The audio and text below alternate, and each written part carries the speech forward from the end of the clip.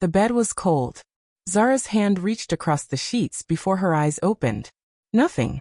His side was empty. The pillow held only an impression. She pressed her palm against it. Already. Cool. His wedding ring sat on the nightstand. Beside it, a folded note. Don't ask why. Don't follow. Don't fall in love with me. That was all. 5 seconds of honesty. She read it 3 times. Her hands didn't shake. She simply sat naked in expensive sheets, holding a goodbye, and felt the first real fear since she'd landed in Seoul 6 days ago. Before we go any further, if you're new to this channel, welcome to Afri-Korean series. You're about to ride through one of the most intense stories we've ever told. So go ahead, tap that subscribe button, hit the bell so you never miss a drop, and leave a comment telling me where you're watching from. Trust me, you don't want to miss what happens next. Now let's get back to it. She was married to a man who collected dead women. She moved because standing still was dangerous. The study sat on the 2nd floor, floor-to-ceiling windows overlooking a city that didn't care about her existence. His laptop was open on the mahogany desk. She almost didn't look. But Lagos had taught her that curiosity kept you safe. Safe meant understanding what wanted to kill you before it killed you.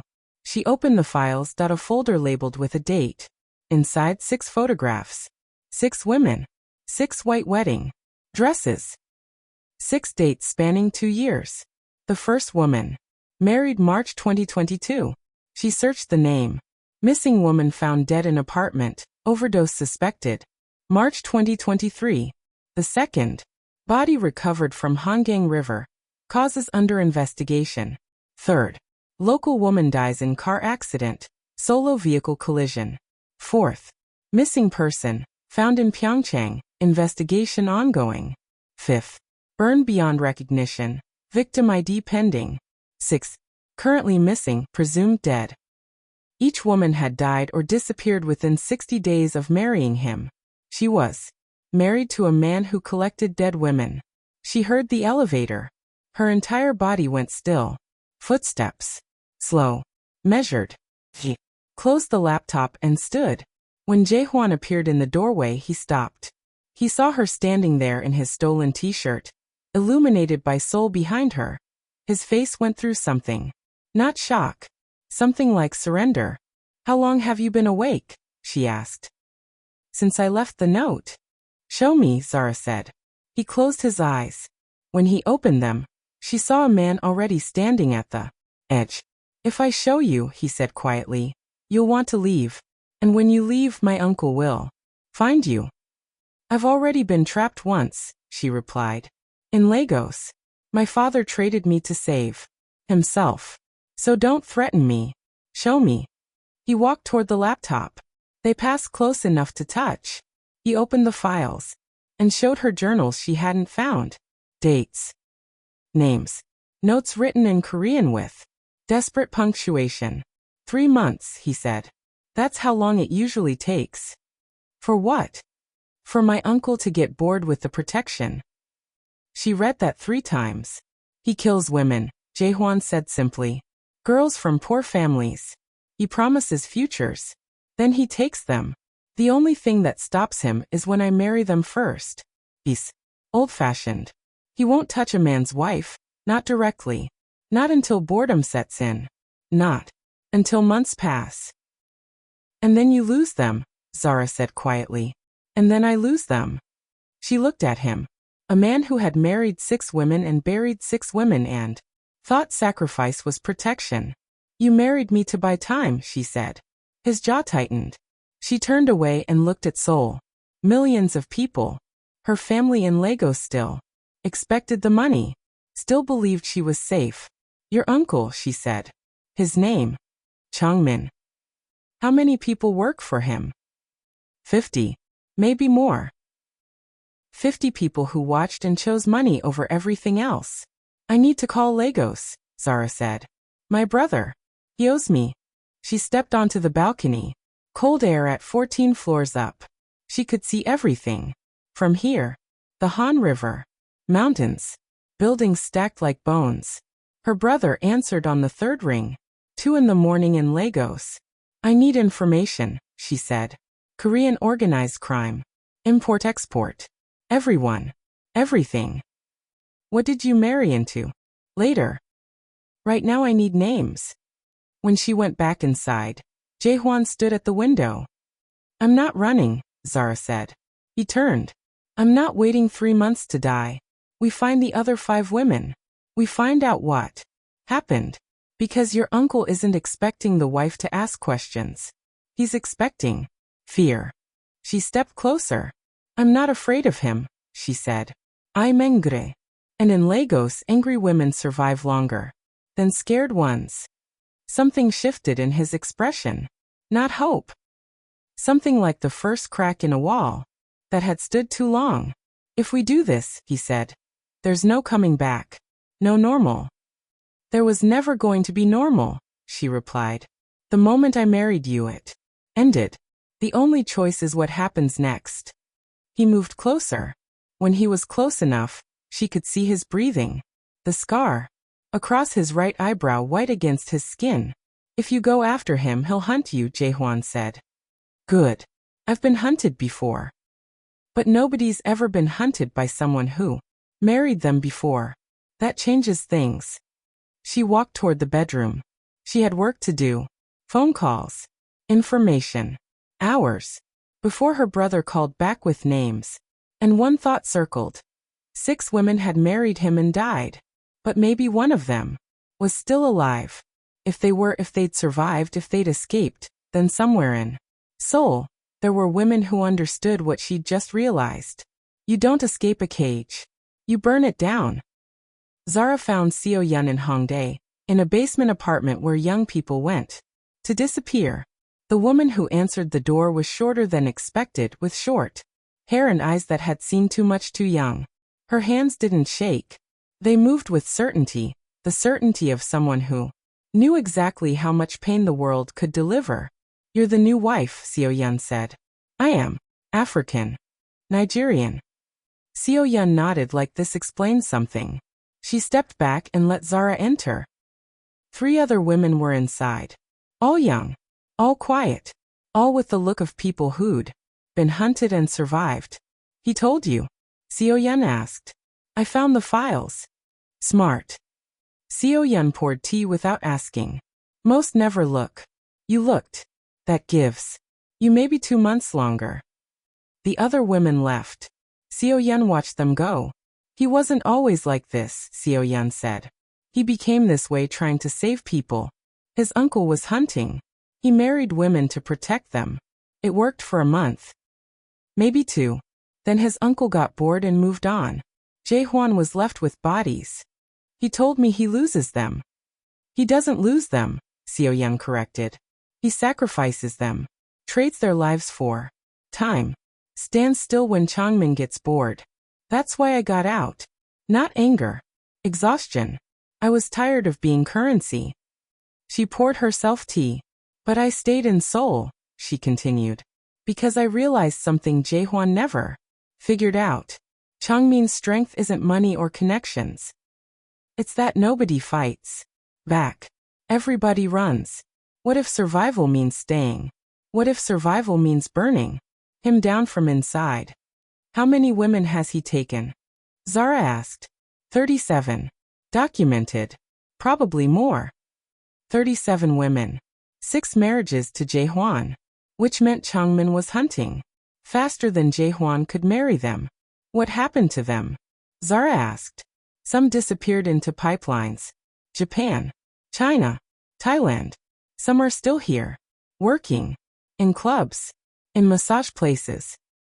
Trapped by debt that grows faster than they can pay. Some are just gone. The ones he got bored with. Seo Yun stood and brought out a photograph. A young woman with gentle eyes. Oh, hey. She was the one he burned, Seo Yun said. Official story. Car accident. Truth, she was going to talk. Going to go to police. So he made sure she couldn't talk anymore. Zara felt her hands go cold. Jaehwan was in the car behind her, Seo Yun continued. He saw it happen. Got her out, but she was already. She stopped. Died in the hospital. never regained consciousness. Jaehwan didn't stop him. Jaehwan couldn't. He's one man. His uncle has an empire. 50 people who think trading women for money is normal business. Zara stood and walked to the window. Outside, Seoul moved. Traffic. People. Ordinary. Life. How many of them knew? How many just didn't care? Why are you telling me this? She asked. Because in 4 months you'll be dead, Seo-yeon said quietly. If you're like the others, you'll spend that time afraid. But if you have Lagos blood, maybe you'll do something about it. I'm giving you a choice. Run. Disappear. Probably survive. Or stay. And we build a case so heavy Changmin can't ignore it. But you choose now. Once you know what we're doing, you're either in or you're a liability. Zara turned. I'm in, she said. Seo-yeon smiled. Then meet the others. Gina was tall. Surgical precision in her movements. Haewon carried a laptop like a weapon. Mi-sun was quiet, haunted, but nodded with respect. And Junai's place was marked by a photograph on the wall. They told their stories. Gina met Changmin online as a student. Haewon worked at a tech company. Mi-sun was homeless, easier to take. Each described the moment they realized Jaehwan's protection was temporary. But they had something else. Documentation. Haewon showed Zara records stolen from Changmin's operations. Bank transfers. Names. Locations. Dates. Enough to prosecute if they reached the right people. The problem, Seoul police had connections. Judges were paid. Media outlets knew better. But Changmin didn't know his own world contained the seeds of his destruction. Jaehwan's position. Seo-yeon's network. Haewon's digital access. And Zara, a woman. From Lagos. From a city that had already taught her how predators operated. We move slowly, Seo-yeon said. Gather evidence. Identify witnesses. Make him vulnerable. When the moment is right, we push. How long? Zara asked. Months. Maybe longer. Zara thought of Jaehwan. His coldness wasn't cruelty but surrender. He'd given up. Accepted that the best he could do was buy time with bodies and resign himself to loss. But Zara hadn't given up. Lagos taught better than that. When she left, she had 5 phone numbers memorized. 5 women who were alive. 5 women who knew Changmin's operation. 5 women waiting for permission to fight. Zara was that permission. She took the subway back to Gangnam as the sun set. The penthouse felt different. Now, haunted. She found Jaehwan on the balcony, looking out.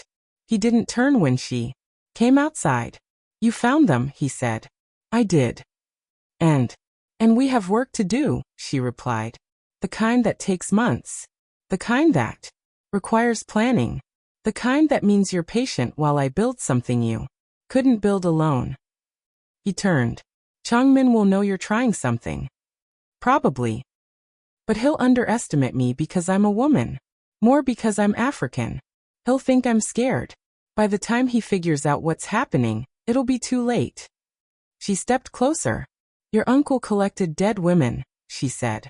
But what he doesn't know is that he collected survivors. And survivors are different, dangerous. We see patterns he doesn't. We know how to move through his world, because we've lived in it. We know how to hurt him because he's already hurt us. Jaehwan looked at her dark skin illuminated by Seoul's light. At her locks. At the woman from Lagos who'd married him. And instead of breaking decided to burn. You understand what you're doing? He asked. I have a choice. Run and probably die anyway. Or stay and fight and maybe live. Lagos taught me which choice doesn't waste time. She turned to look at the city with him. So I'm staying, she said. Fighting. Burning your uncle down. The question is whether you're ready to help. In the darkness, she heard him breathe. Yes, he said finally. And that was the beginning. Not love. Not yet. But partnership. An alliance between two people trapped by the same predator, who decided freedom meant something different than running. Freedom meant fighting. The journal was leather-bound, filled with 5 years of Jaewon's handwriting. Zara. Read it in the study, this time with permission. The entries were methodical. Each woman listed. Each marriage recorded like a transaction. But what struck her was where his control broke. Underlined words. Smudged ink where his hand had shaken. February 2022. Met Hyunhee at the club. 19. Already working for him. I married her to stop him. Lasted 6 weeks. May 2022. Minji asking questions about the money. Told her not to. She asked. Anyway. Mistake. October 2022. Seoyeon figured it out. Smarter than the others. She'll survive if she runs. Letting her run. Last entry 3 weeks ago.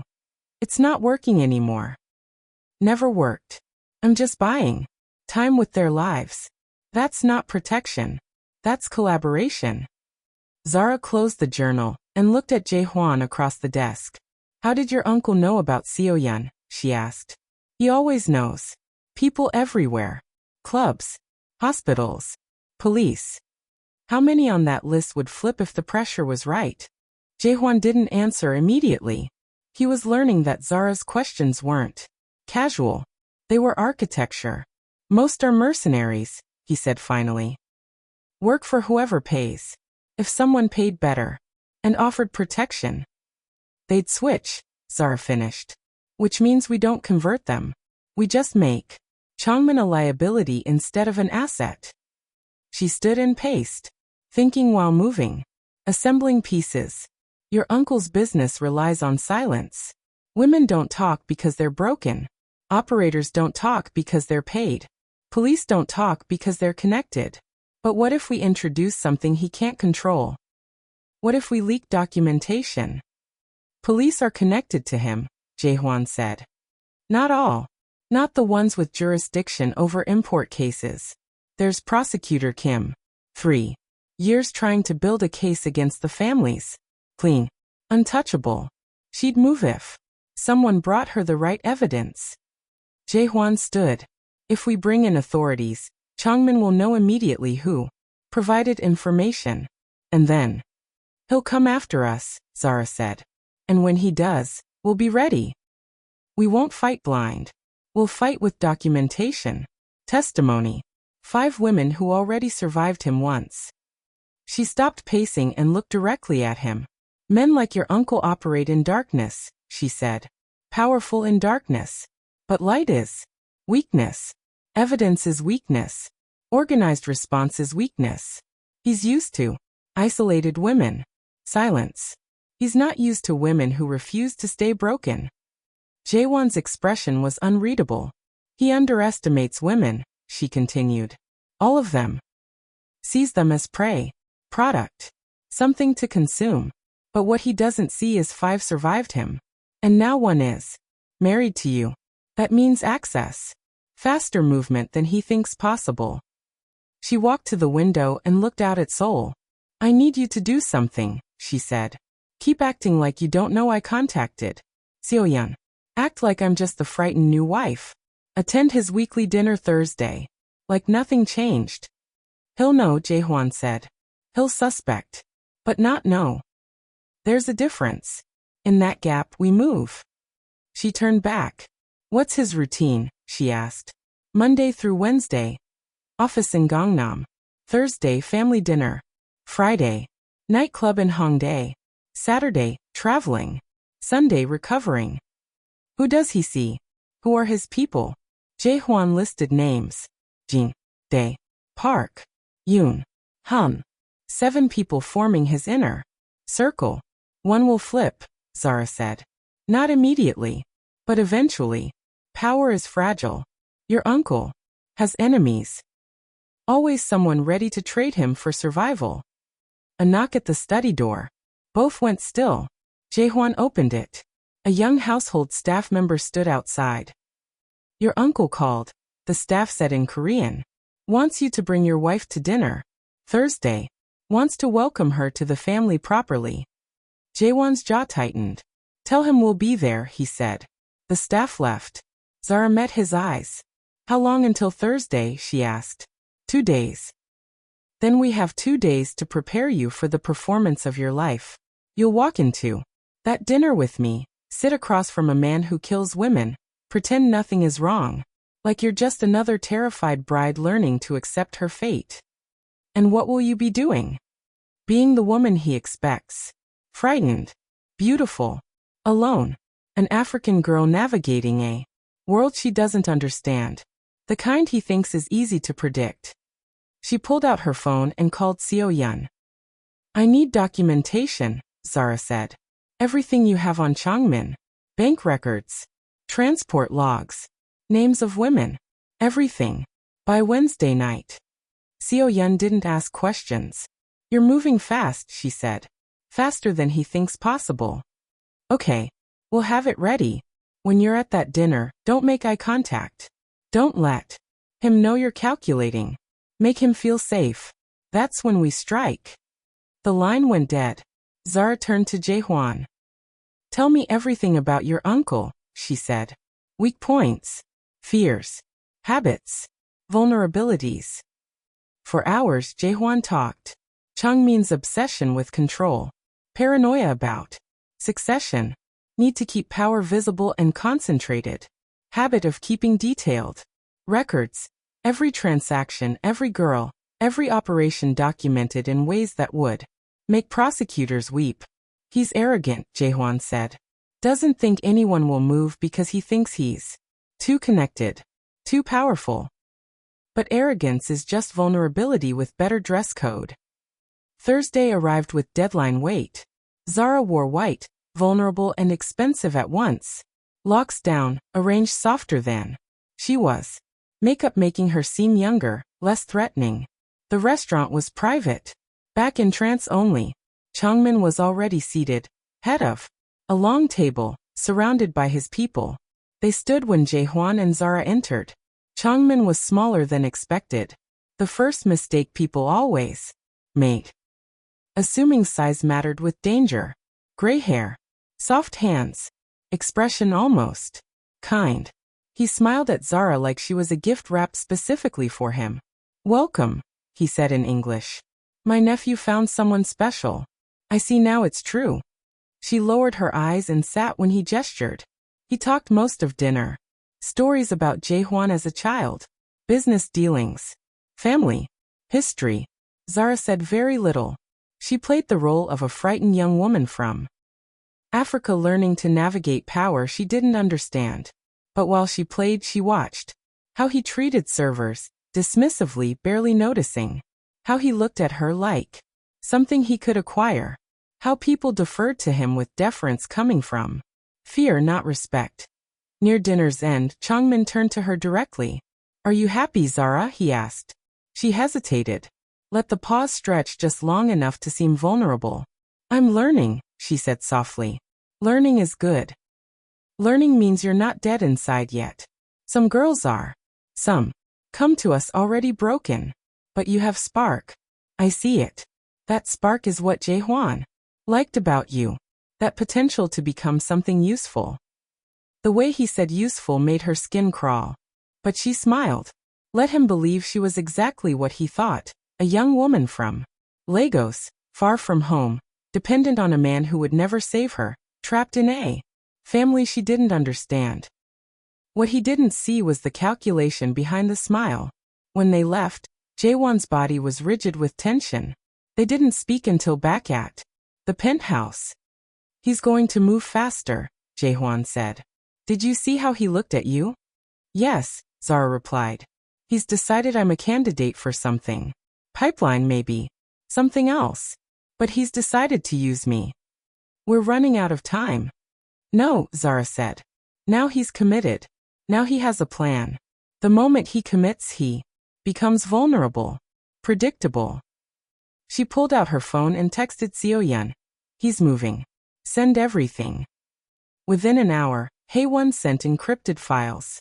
Bank records. Transport logs. Names and dates documenting 37 women spanning 7 years. Photographs. Hospital. Records from girls beaten and dumped. Testimonies from survivors. It was enough.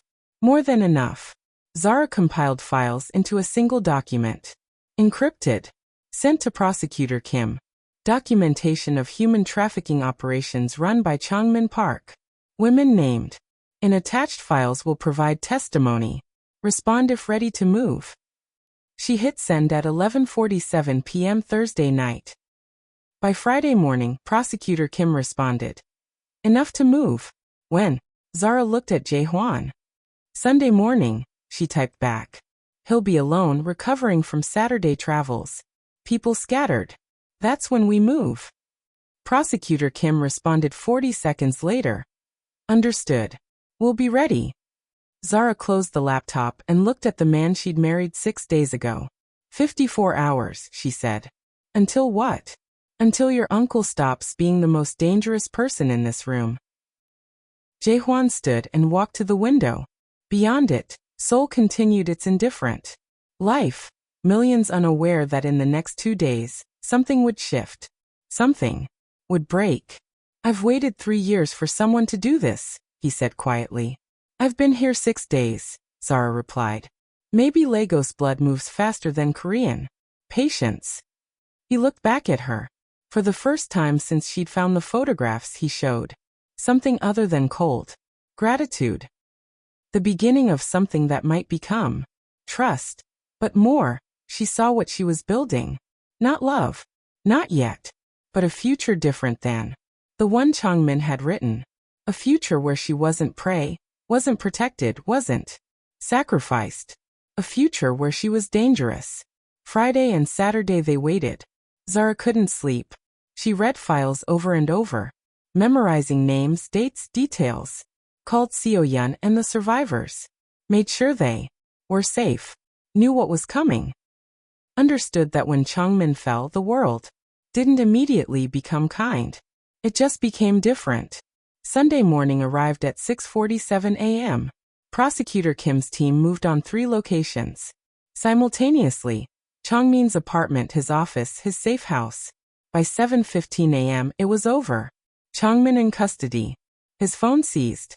Records being analyzed. His empire collapsing in real time. Zara watched from the penthouse window. Police cars. Sirens. Something in her chest. Settled into place. Not peace. Not yet. But something like freedom. Jae-hwan stood beside her. It's done, he said. It started, she corrected. Trial comes next. Testimony. All of it. And then. She turned to face him. Then we decide what comes after, she said. But we decide it together. Not because you're trying to save me and not because I owe you anything.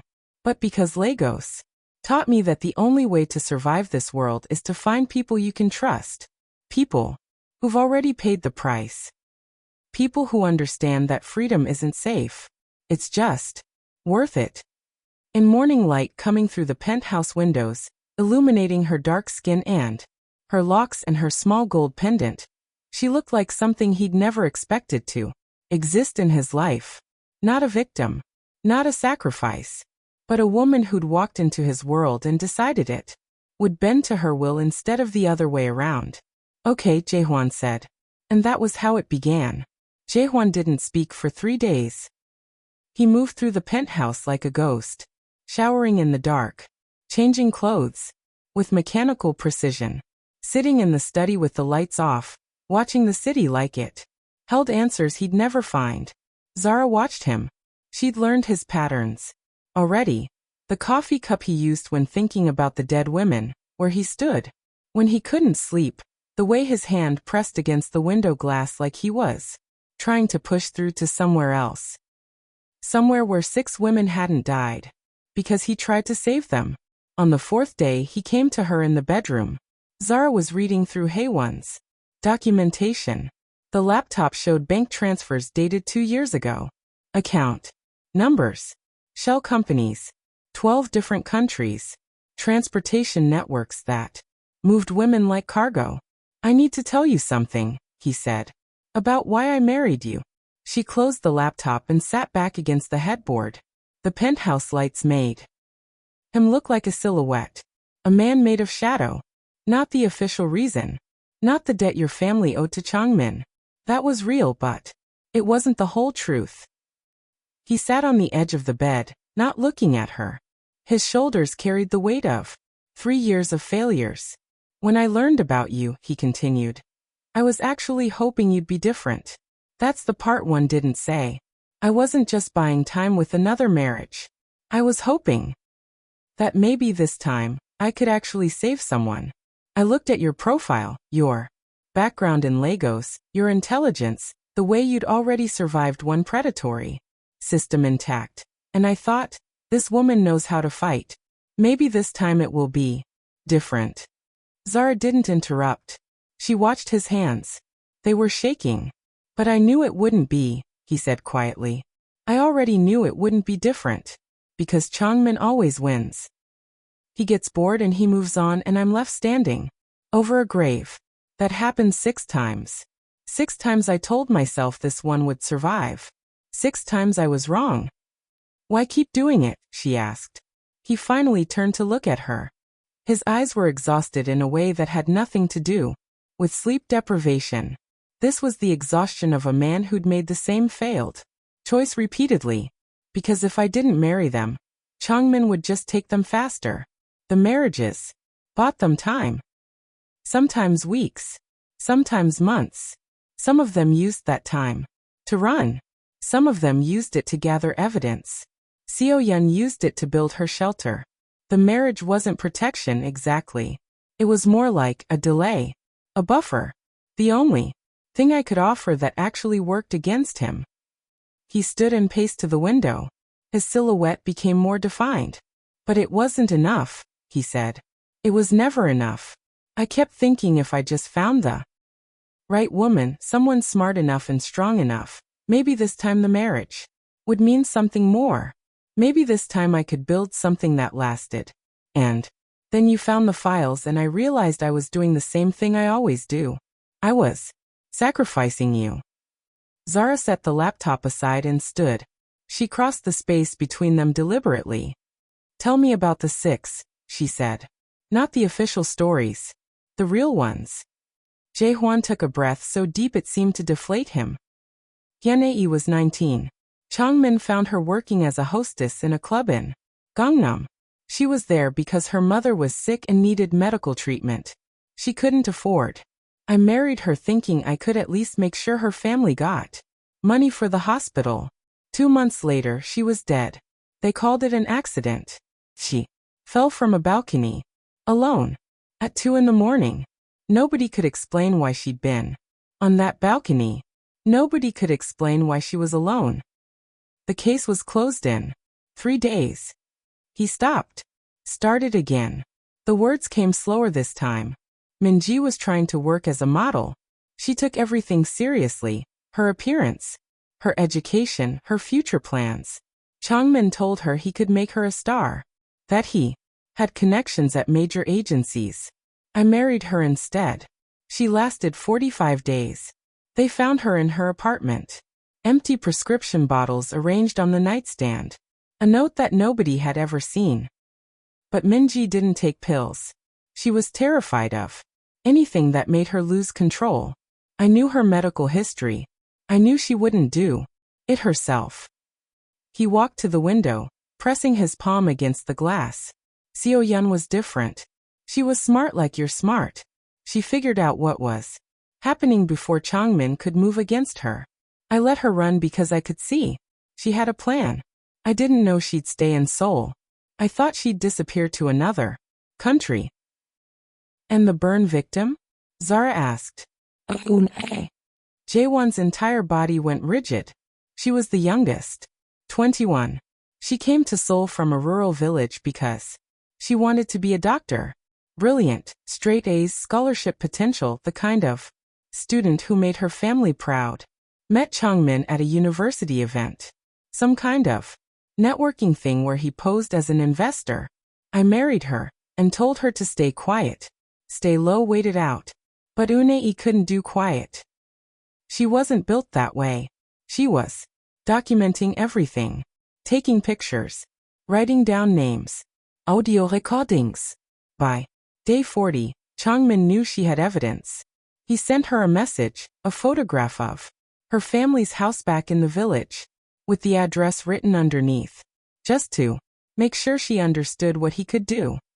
Jaewon's voice went very still, like he was speaking from underwater. She was going to go to the police anyway. She told me that. Said she didn't care what happened to her if it meant her family would be safe. She was willing to sacrifice everything she'd worked for. Said that was the only choice a person with a conscience could make. So Changmin decided to show her what happened to women who went to the police. He stopped her car on the highway, forced her off the road, made sure there was only one way for her to stop existing. He burned her. You saw it, Zara said. It wasn't a question. I was following her.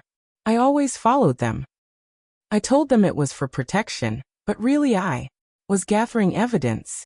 I was in the car behind hers when Changmin's people ran her off the road. I saw the fire start, the explosion.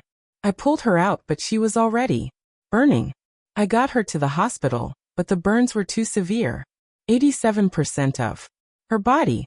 She never regained consciousness. She died without knowing whether her family was safe. He pressed his forehead against the window so hard she thought the glass might break. That's why I let Changmin arrange this marriage, he said. Because I was tired of losing. I wanted someone who could survive him, and I thought if the right woman existed, she would be African. She would be from a place that had already taught her how to navigate criminal systems. She would have the knowledge built into her bones. Lagos blood. That's what I told myself. Lagos blood runs different. And then you found the files and I realized I was still doing the same thing. Sacrificing a woman and hoping she wouldn't be the seventh body. Zara stood and walked to him. She could see their reflections in the glass, her dark skin against his, her locks falling forward against his slicked back hair. Two people, trapped in a penthouse above a city that kept hunting. The difference, she said, is that this time the woman you married doesn't have to survive him alone. She has 5 other survivors. She has 7 years of documentation. She has a prosecutor ready to move. She has a brother in Lagos who knows every player in the organized crime world because he lived in it. She has angry women who've already been burned and are ready to burn him down in return. This time you didn't sacrifice me into a cage. You sacrificed me into an army. He turned to face her slowly, like the turning was painful. Do you understand what happens when Changmin figures out what we're doing? Jaehwan asked. Because he will figure it out. He knows I'm too smart to just accept a wife for companionship. He'll be watching. He'll be testing. And when he realizes you're a threat, then he'll come after me, Zara finished. And I'll be ready. Because unlike the others, I walked into this knowing exactly what kind of predator he is. I chose to stay. That changes the equation. She placed her hand on his chest. She could feel his heart beating fast, irregular. Your uncle has had 6 chances to break me, she said. And he doesn't even know I exist yet. By the time he figures out what's happening, I'll have already burned him down. That's not sacrifice. That's strategy. Jaewon's hand came up to cover hers. His palm was cold. I love you, he said. It was sudden and raw and terrified. Like the words themselves were a burden he'd been carrying and finally had to put down. Which is exactly why I'm more afraid now than I've ever been. Because now I have something to lose. Zara didn't say the words back. Not yet. Instead, she squeezed his hand and said, then we move faster. Before fear becomes paralysis. The phone call came at 3 a.m. Zara's encrypted line rang 3 times before she answered. On the other end, the voice of a woman who sounded older than she probably was. This is Gina, the voice said. The nurse. Seo Yun said you wanted confirmation on the survivors. I do, Zara replied, already moving to the balcony so Jaehwan wouldn't wake. We're alive. 5 of us. But alive isn't the same as safe, and I need you to understand that before you keep going forward with this. Tell me, Zara said. I work at Seoul Medical Center. Every day, I look at the death certificate for a woman named Park Min-ji, and I know it's falsified. The medical records don't match. The autopsy findings don't match. Nothing matches. Haewon's still tracking Changmin's accounts from a cafe in Hongdae using a laptop that isn't registered in her name. The surveillance won't catch her because she works smart. Mi-sun moved to Busan and started a business that serves as a front for helping other women escape. We've saved 12 so far. And Seo-yeon, Gina paused. Seo-yeon hasn't slept in 3 years because she's waiting for Changmin to figure out she's still alive. And the 6th? Zara asked. The one who burned. Gina said. We don't talk about her much. But you should know. Jaehwan was in the car behind hers. He got her out of the fire, held her while she burned. And then he had to watch her die in a hospital room because no one would prosecute what Changmin did. That's the weight he's been carrying. That's why he married you. Because he's tired of watching us die and doing nothing. Zara's chest tightened. So here's what you need to know before you keep going, Gina continued. 5 of us survived Changmin, but surviving isn't freedom. It's just a different kind of prison. We're all trapped in Seoul. We can't leave because Changmin has connections everywhere. Europol, Interpol, local authorities in 15 different countries. We can't be together because that makes us easy to find. We work separate jobs, live separate lives, and wait for someone to be brave or stupid enough to take him down. Now you're that someone. And when you do, we're the testimony that puts him away. Which means we stop hiding. Which means we become targets again, even with him in prison. I understand, Zara said. Do you? Gina asked. Because there's no going back from this. Once Changmin is arrested, the trial will take months. We'll have to testify. We'll have to describe what he did to us in open court. We'll have to relive it while his lawyers try to make us look like liars or willing participants. Some of us will break. I know I will. But we're doing it anyway. Because we're tired of running. The line went quiet. Seo-yeon wants to know something, Gina continued. She wants to know if you're doing this because you believe in justice, or because you're angry. Because one of those reasons will make you strong enough to see it through, and the other will make you falter when it gets hard. Tell her I'm doing it because I'm angry, Zara said. And because in Lagos angry women have better instincts than righteous ones. Tell her justice is the goal, but anger is the fuel. Tell her I understand exactly what's coming, and I'm not going to hesitate. She heard Gina smile. Actually heard it in the tone of her voice. Okay, Gina said. Then we're ready. All of us.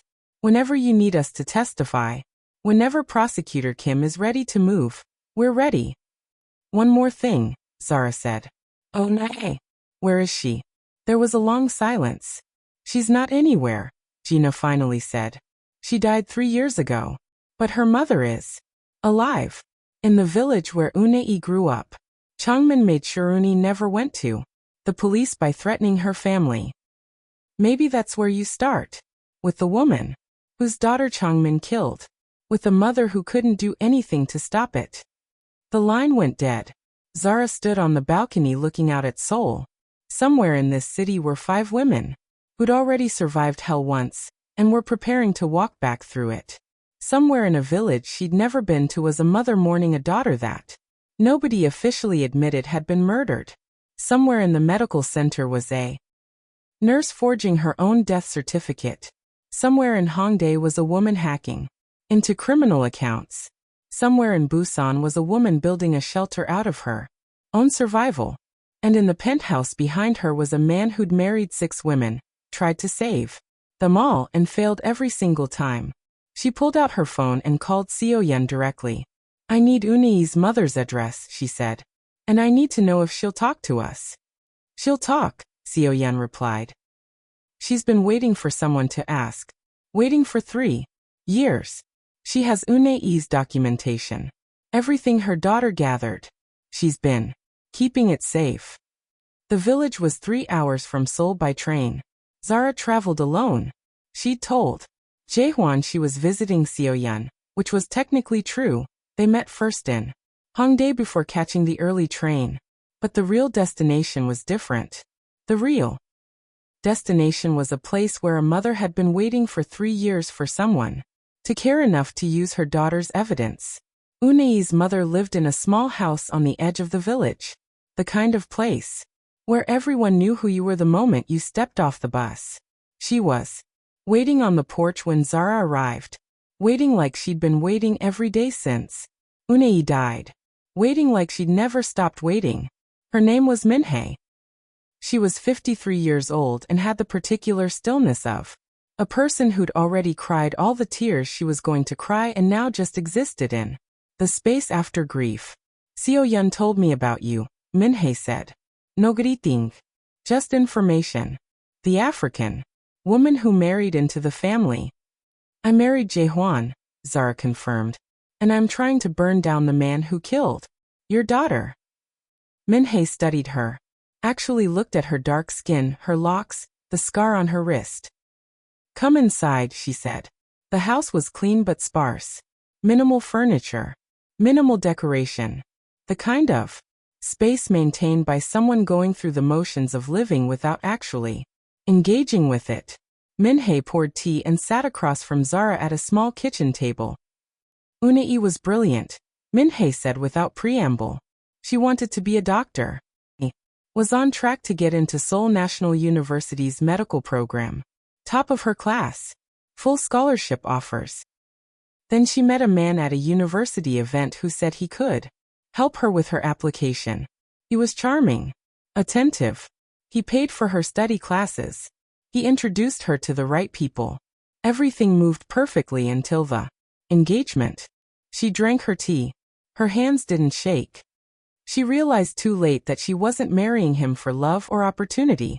She was marrying him for business. That's when she understood what he did. What kind of work he was really in. She tried to leave. He showed her photographs of this house, of the village, of me. And then he married her off to his nephew instead. Jaehwan, Zara said. Jaehwan, yes. Who she thought was helping her escape. But he was just part of the same system. A buffer between her and Changmin. A temporary safety that was never going to hold. Minhei set down her cup. She lasted 47 days, she continued. She spent those days documenting everything. Names, dates, bank accounts, physical locations. She was careful. He sent me copies of everything. Then Changmin realized she was a problem. He sent her a message. A photograph of this village with a red circle drawn around my house. Just one message underneath. Choose. Choose what? Zara asked, though she already knew. Choose whether she went to the police and saved herself but sealed my fate. Or whether she stayed quiet and I got to keep living. Une autre chose me. She stopped documenting. She stopped talking. She told Jaehwan she'd made peace with her marriage. But she was planning.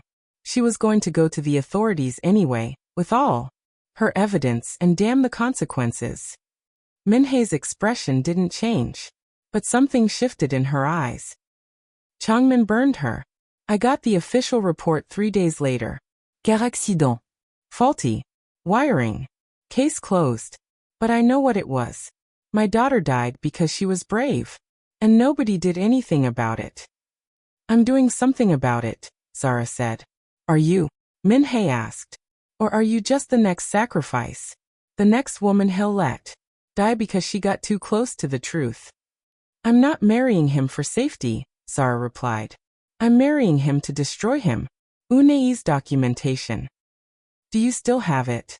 Minhei stood and walked to a closet. She pulled out a box. Inside were folders, printouts, bank statements, photographs, audio files. 3 years of evidence that Minhei had been keeping safe, waiting for someone to care enough to use it. This is everything Unai gathered, Minhei said.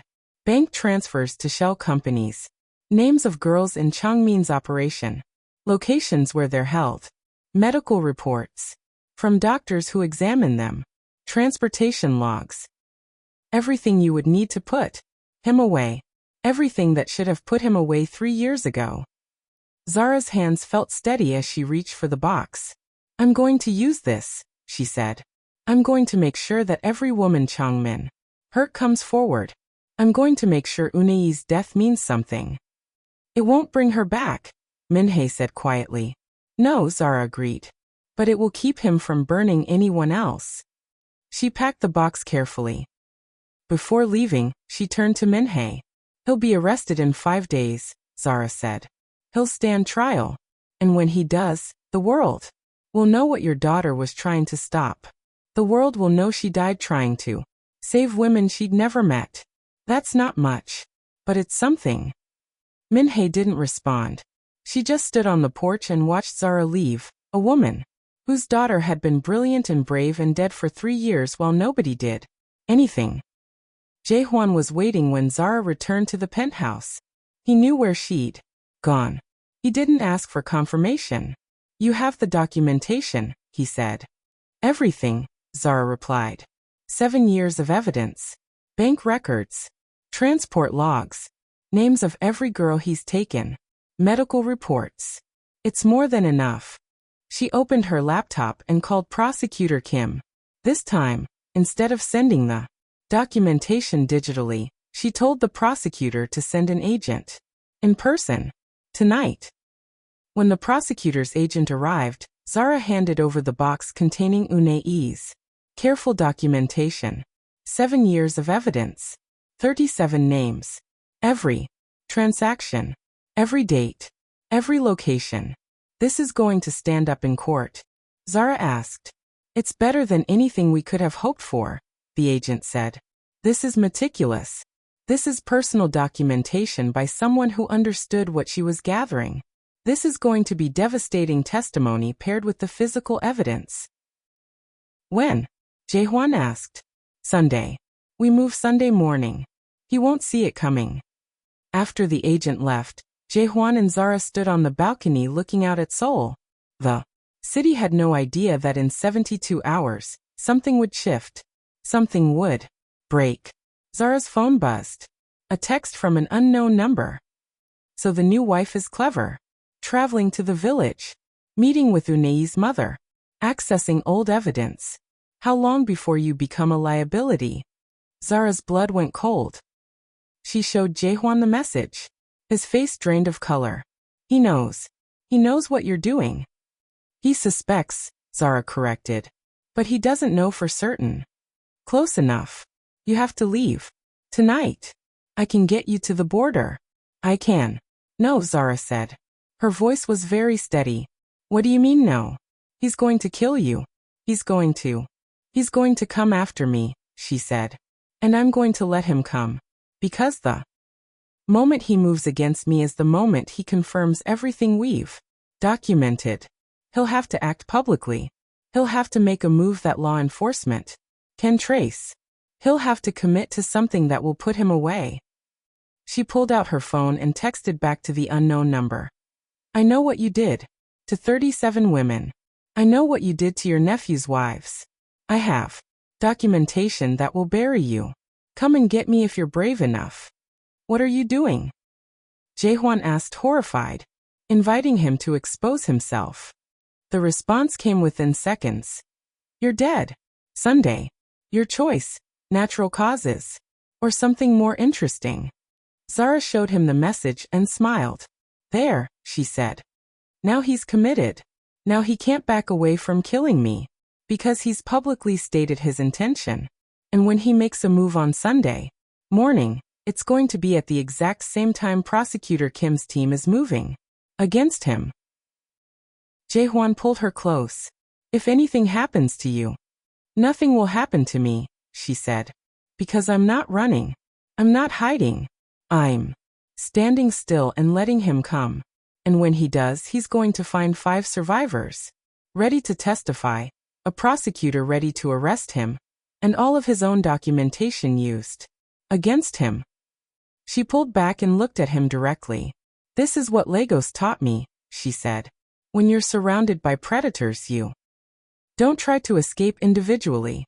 You organize. You document. You find other survivors. And then you burn them all down at once. Your uncle thought he was hunting a frightened bride. What he's actually hunting is the woman who's going to end him. Jaewon's hands were shaking. 48 hours, Zara said. And then this is over. But they both knew it wasn't going to be that simple. They both knew that Changmin wouldn't go quietly. They both knew that Sunday morning was going to force the kind of reckoning that changed everything. Neither of them slept that night. They sat on the balcony watching the city that had no idea what was coming, watching the lights, watching the movement below, knowing that somewhere out there, Changmin was making final decisions, planning, preparing for the strike he thought would eliminate his problem. He had no idea that his problem had already become his end. Zara's phone buzzed one more time before dawn. A message from Seoyeon. We're ready. All 5 of us. Let him come. And then from Gina. Thank you for finishing what Unii started. And from Prosecutor Kim. All teams are in position. Sunday 6 a.m. We move. Together. Zara set the phone down and took Jaewon's hand. It's time, she said. And Sunday was still 2 days away, but in the penthouse above Seoul 2 people who'd been trapped by the same system finally felt the ground shifting beneath the man who'd been standing on top of them for so long. Changmin's empire was about to collapse. And all it took was one angry woman from Lagos who refused to play by the rules he'd written. Sunday morning arrived at 5:47 a.m. with the kind of clarity that comes before everything changes. Zara stood on the penthouse balcony watching Seoul wake up. The city moved the same way it always did. Indifferent, oblivious, operating on the assumption that the most dangerous things happen somewhere else. Not here. Not in this clean, wealthy district. Not in Gangnam where money insulated people from consequences. But danger had always been here. It just wore suits and smiled and knew how to hide. Jaehwan stood behind her, fully dressed, his sharp features even more angular in the pre-dawn light. He dressed like he was going to a funeral. Maybe he was. Maybe this was the funeral for the man he'd been before. The man who sacrificed women trying to save them. The man who'd accepted loss as inevitable. Her phone buzzed at exactly 5:58 a.m. The text from Prosecutor Kim was brief. Teams are moving. Stay inside. Don't answer the door for anyone but us. The sun was rising over the Han River. The light caught the water and turned it gold. Zara had learned in Lagos that gold light was deceptive. It made ugly things look beautiful. It made predators look like protectors. At 6 a.m. sharp, her encrypted phone rang. It was Seoyeon. And behind her voice, Zara could hear other voices layered. Underneath, Gina, Haewon, Misun, 5 women. All in one location for the first time in 3 years. All standing together. All breathing the same air. We're at the precinct, Seoyeon said. Her voice was shaking. Not with fear. With something else. Something like the moment before release. We're filing statements. We're giving testimony. We're doing this. We're actually doing this. How do you feel? Zara asked. She could hear Seoyeon breathe. Like we're finally alive, Seoyeon replied. Like we've been dead for 3 years and we're finally allowed to breathe again. Gina's crying. Haewon's hands are shaking. Misun keeps saying Unei's name. But we're here. We're speaking. We're burning him down. The line went quiet except for the sound of 5 women breathing together. Then, thank you. For being angry. For being the one who didn't run. The line went dead. At 6:13 a.m., Prosecutor Kim's team reached Changmin's apartment in the Gangnam high-rise where he maintained his primary residence. The door was answered by a security guard who looked like he'd been trained never to show surprise. The warrant was presented anyway. The warrant was official. The warrant was absolute. The security guard stepped aside without a word. But Changmin wasn't there. The beds were made. The kitchen was clean. The closets were empty except for hangers. He'd packed. He'd planned. He'd understood something was coming even if he didn't understand exactly what. The prosecutor's team moved to his office in the financial district. Empty. His secretary was gone too. The files were wiped. The computers were deleted. Professional. Evacuation. The kind of preparation a man makes when he knows the system he's operated in might turn against him. His safe house on the outskirts of Seoul. Empty. His favorite restaurant, where he ate breakfast every Sunday at 7 a.m. without fail. He never arrived. The reservation was there. The table was prepared. But the man never came. By 6:47 a.m., Prosecutor Kim made the call. He's running. He's fled. We're activating international protocols. We're tracking exits. But he's running. Zara felt her stomach tighten at the moment the prosecutor said it. But not from fear. From anticipation. She looked at Jae-hwan. His expression was unreadable. But his hands were clenched. He's going to come here, she said. He won't run. He'll run from the police, but he won't run from me. Because I'm not a legal proceeding. I'm not a system. I'm a woman. He thinks he can still control. And control is the only thing that matters to him. Jae-hwan turned from the window. He'll come here to kill you. To try, she corrected. To make it look like an accident or a murder-suicide. A woman. Pushed out of a penthouse. A man who couldn't live with the guilt. A story Seoul would believe because it's simpler than the truth. Because it protects the family. Because it maintains the lie. She pulled out her phone and typed a message directly to Changmin. You didn't find me at the office. You didn't find me at home. I'm here. Waiting. Come and finish this. Come and try to burn me like you burned Duni. Jae-hwan's hand came down on her wrist. His grip was hard. Desperate. The grip of a man who'd already lost 6 women and understood exactly what it meant to lose this one. Don't do this, he said. Please don't do this. I have to, she replied. Her voice was steady. Her hands were steady. Lagos had taught her how to be steady when everything was collapsing. Because the moment he commits to the physical act, the moment he crosses the line from planning to execution, that's when the evidence becomes irrefutable. That's when he transforms from a man with connections into a man who tried to murder a woman in front of his nephew. That's when the case becomes personal instead of systemic. She pulled her wrist free gently, deliberately. And it's going to work, she continued, because you're going to be here. You're going to witness everything. You're going to be the one who stops him. You're going to be the one who saves me. And that changes the narrative completely. That makes you the nephew who finally turned against his uncle. That makes you the heir who chose justice over family. That makes you the one the entire family has to deal with from this moment forward.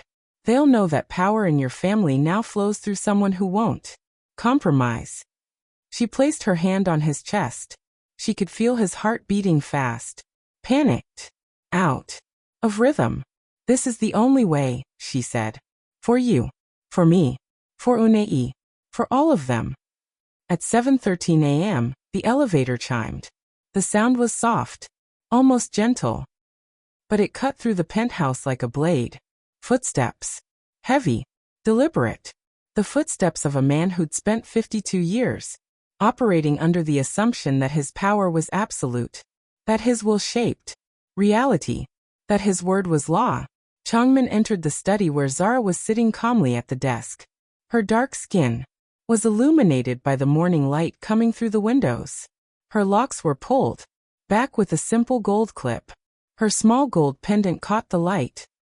Jae-hwan stood behind her with his hand on her shoulder. A show of unity. A statement of alliance. Changmin was no longer smiling. The shark smile had disappeared. What was left underneath was something much colder. Something much more dangerous. Something much more human. You've made a very serious mistake, he said in Korean. His English was abandoned. Now, he was speaking to family. He was speaking to people he'd already decided were dead. I don't think so, Zara replied.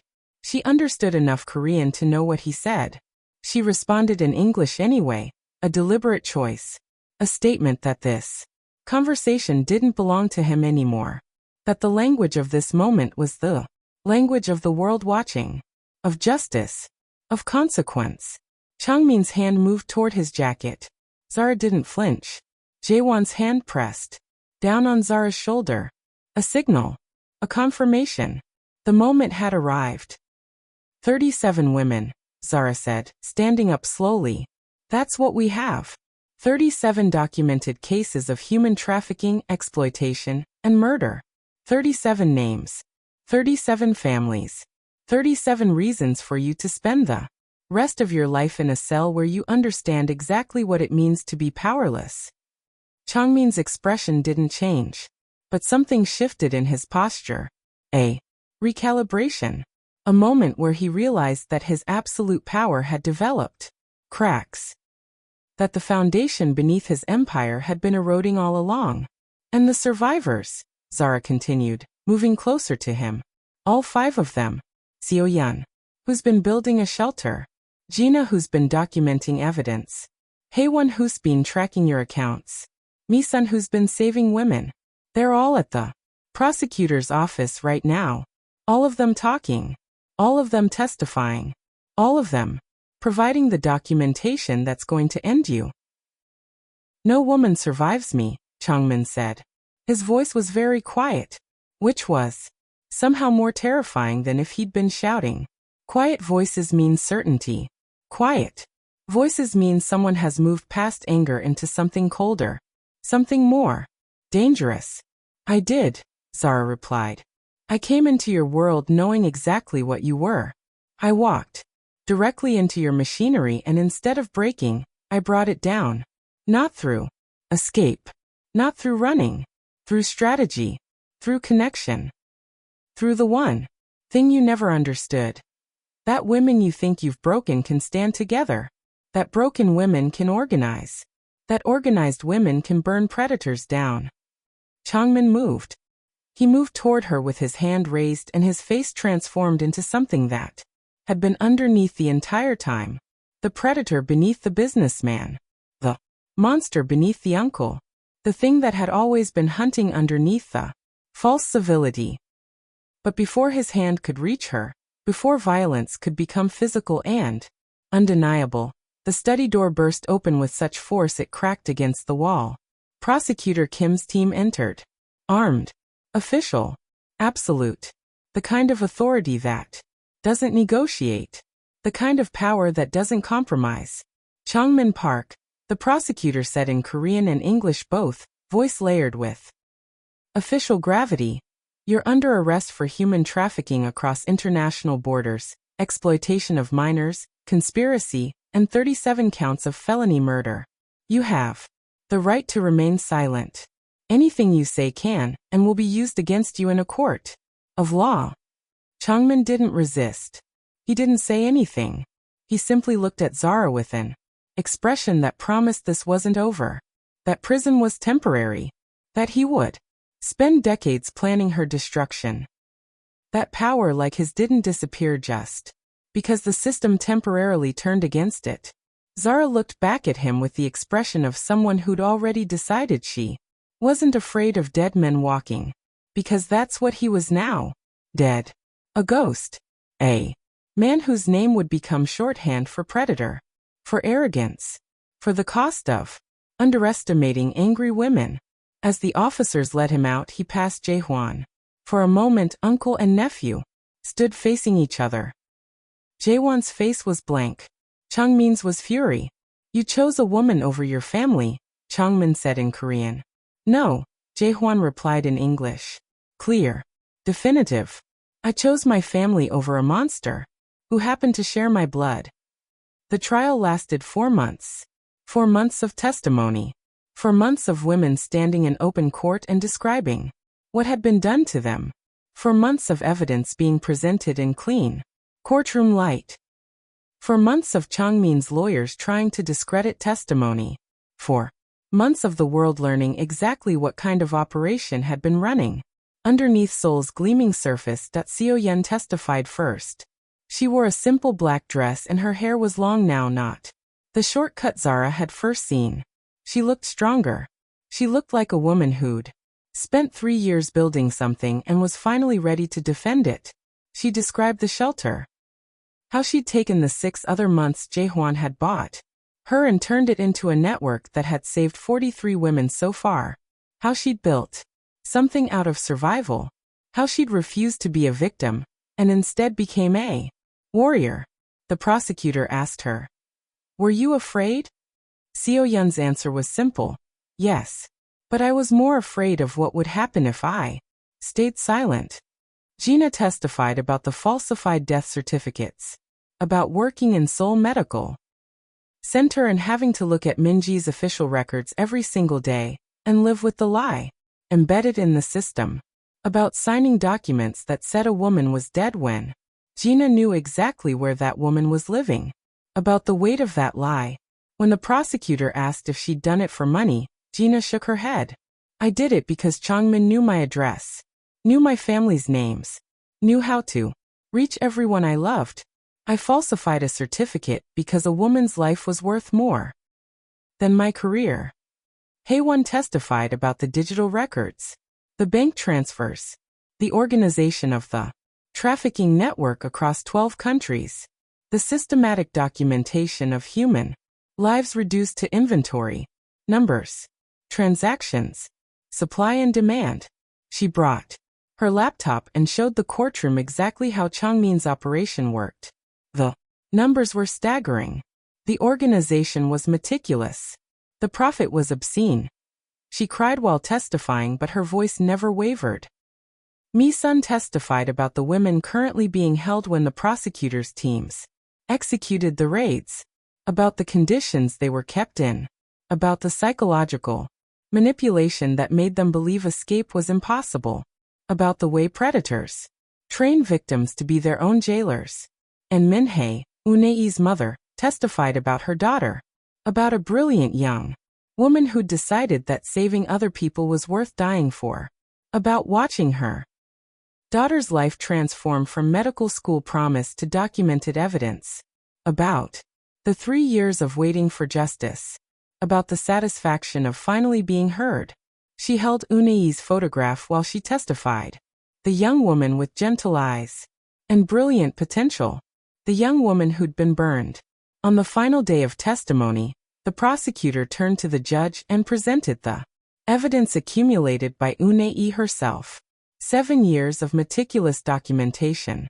Names, dates, locations, bank transfers, medical records, audio recordings. Everything a brilliant young woman had gathered, knowing it might be the last thing she ever did. The judge read the evidence slowly. Her expression grew harder with each page. By the end, tears were visible on her face. The judge removed her glasses and wiped her eyes. Before continuing, "I've been on the bench for 23 years, the judge said. "I've seen cruelty.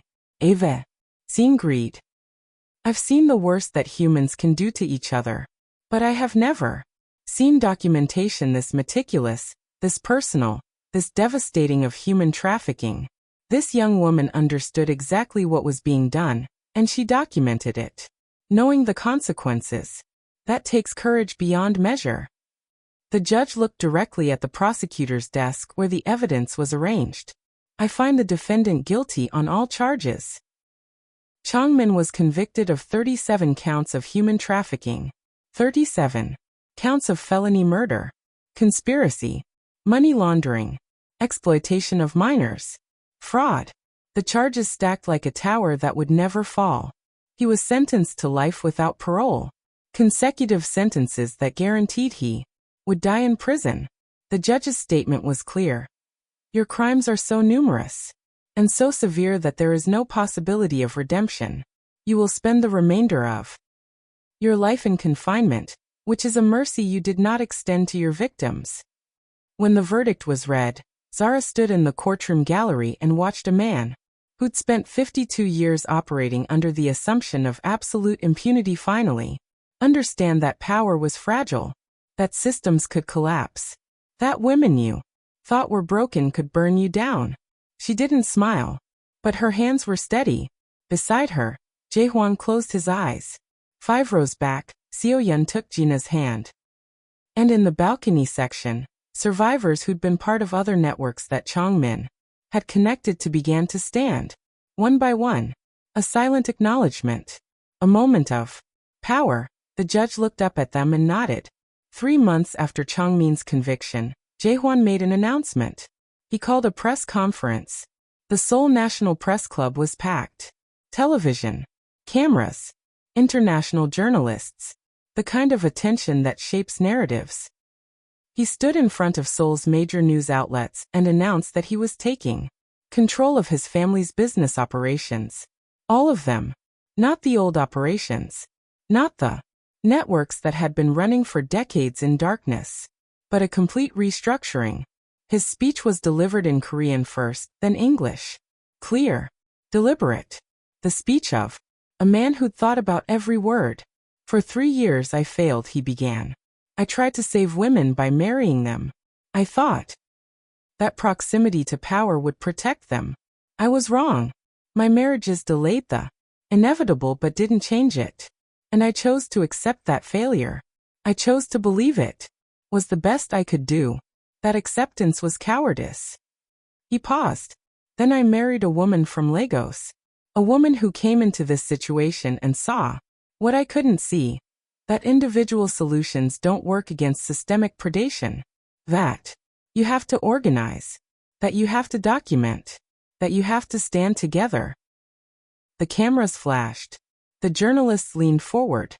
The first announcement was the creation of the Unae Foundation, named after the young woman who died to create evidence against predators, funded by assets seized from Changmin's operations, dedicated to helping trafficking survivors rebuild their lives. Unae Park wanted to be a doctor, Jaehwan said.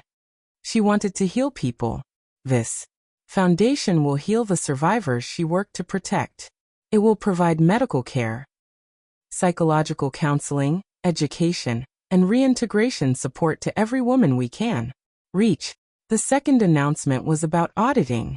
All of my family's legitimate business interests will be audited completely by independent firms with no connection to my family, to ensure that none of them have connections to criminal enterprises, to ensure that my family's wealth is not built on exploitation. He paused again.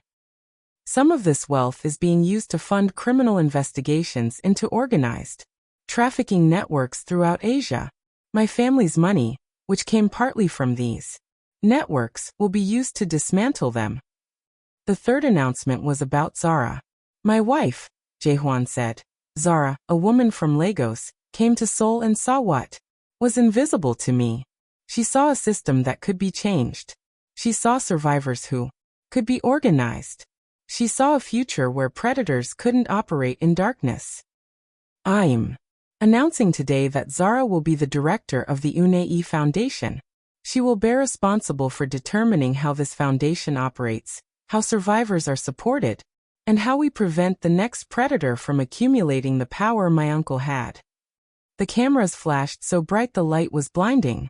Zara stood and walked to the podium. She wore her tailored blazer and her locks were arranged carefully. Her small gold pendant caught the light. When she spoke, her accent was clear. The accent of Lagos mixing with English learned in Seoul.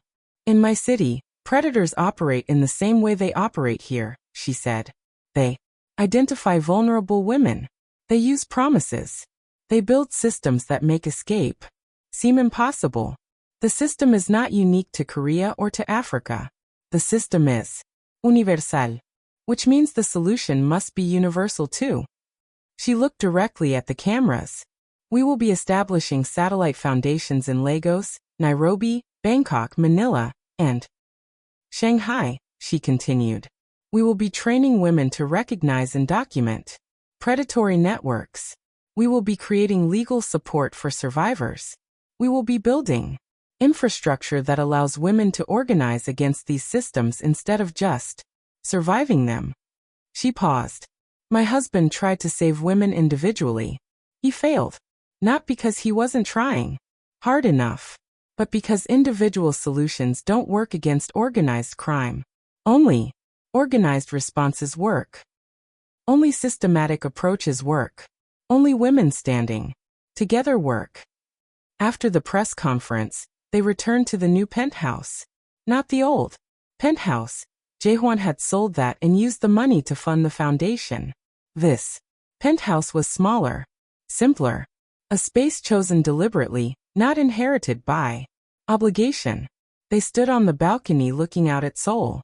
The city that had seemed so indifferent a few months ago now felt different. Not because the city had changed, but because they had changed. They were no longer trapped in it. They were no longer hiding inside it. They were moving through it with purpose. Uni would have liked the foundation, Zara said quietly. She would have wanted to organize it, Jaehwan replied. She would have filed documentation and created databases and driven everyone crazy with her precision and efficiency. And she would have saved hundreds of women doing it, Zara finished. Jaehwan took her hand. His grip was warm, solid. The grip of a man who'd learned to trust someone. I still dream about the 6 women I married, he said. But the dreams are different now. In the dreams they're alive. In the dreams, they're standing with Seo-yeon and Gina and Haewon and Misun. In the dreams they're safe. Zara squeezed his hand. Une is standing there too, she said. In the dreams. She's the one leading them. She's the one showing them how to burn down predators instead of just trying to escape them. She's the one who taught us that documentation is power. They stood in silence for a while, watching the city move below them. Somewhere in that city, Seo-yeon was running her shelter. Gina was forging honest records now using her position to advocate for survivor protection. Haewon was using her skills to track trafficking networks across the continent, feeding information to law enforcement in 5 countries. Misun was helping women escape, building pathways to safety that didn't depend on marriage or rescue by men. And Minhae was sleeping at night for the first time in 3 years, knowing that her daughter's last act meant something. That Unei's documentation wasn't just evidence. It was a weapon. It was a tool of justice. And somewhere in a cell in Seoul Central Prison, Changmin was learning what it meant to be powerless, to be trapped, to understand that the absolute authority he'd believed in was always an illusion, that it could collapse, that it could be dismantled by one angry woman from Lagos who refused to play by the rules he'd written. Zara's phone buzzed. A text from Seo-yeon. First anniversary of the foundation is next month. We've helped 214 women rebuild their lives. We've identified 4 new trafficking networks. We've trained 47 survivors as advocates. Thank you for teaching us how to fight. She showed Jaehwan the message. He pulled her close and held her while they watched Seoul move below them. The city that had seemed so dangerous, so trapped, so controlled by predators. The city that was beginning to change because 5 women decided they wouldn't run anymore. You're not what I expected when I arranged this marriage, he said. I know, Zara replied. You expected a woman who would be broken by the system. What you got was a woman who decided to burn it down instead. Best decision I ever made, Jaehwan said. They stood on the balcony as Seoul moved around them. 2 people who'd been trapped by the same predator, and decided that freedom meant something different than running. Freedom meant standing. Freedom meant organizing. Freedom meant finding other survivors and building something strong enough to end the predators instead of just escaping from them. In the distance, the Han River flowed. The city glittered with the lights of millions of people, most of them unaware of the network of women now protecting the vulnerable. The city that had seemed impenetrable was finally opening, finally changing. And below them, Seoul continued its movement, its rhythm, its heartbeat, now aware that in the tallest buildings and the richest neighborhoods and the hidden corners where power operated in darkness, things had shifted, things had changed. A network of women had formed. A foundation had been created. A future was being built. Not by running, but by standing. Not by hiding, but by burning. Not by surviving alone, but by organizing together. This is the story of what happens when women refuse to be sacrificed. When a woman from Lagos marries into a Korean mafia family and decides the system isn't worth surviving, it's worth destroying. When 5 survivors realize that the only way out is to turn and fight. When documentation becomes power. When silence becomes strategy. The story of Zara, who married a man collecting dead women and decided to burn his uncle down instead. The story of how one angry woman from Lagos taught an entire network of survivors that freedom doesn't come from escape. Freedom comes from burning. Subscribe and turn on notifications not to miss our next story. Share your thoughts in the comments and inspire others. This is where the hunter becomes the hunted. This is where the victim becomes the queen. This is Afri-Korean series.